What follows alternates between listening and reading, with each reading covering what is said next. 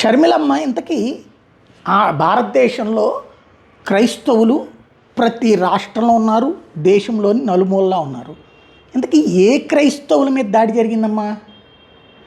మొన్న ఆకివీడు దగ్గర రామాలయంలోకి రానియ్యకుండా రఘురామకృష్ణరాజుని కొట్టడానికి మీదకొచ్చి కర్రలకి మేకులు పెట్టుకుని కొట్టింది క్రైస్టియన్స్, కానీ తన్నులు తిన్నది హిందువులు, మేకులు దిగ్గొట్టుకుంది హిందువులు.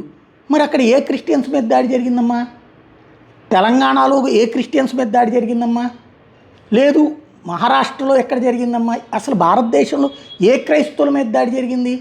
భారతదేశంలో తన్నులు తింటున్నది హిందువులు, రాళ్ళు వేయించుకుంటున్నది హిందువులు, దాడులు చేయించుకుంటున్నది హిందువులు.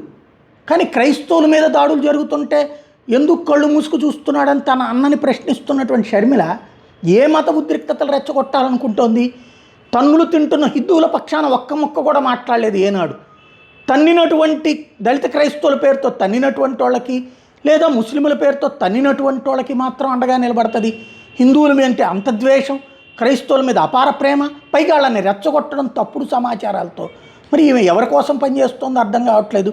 ఏమన్నా అమెరికా కోసం పనిచేస్తున్నదా, డీప్ స్టేట్ కోసం? లేకపోతే అమెరికా డీప్ స్టేట్ తరపున సోనియా గాంధీ పనిచేస్తుంది కాబట్టి ఆమె తరపున పనిచేస్తున్నట్ట?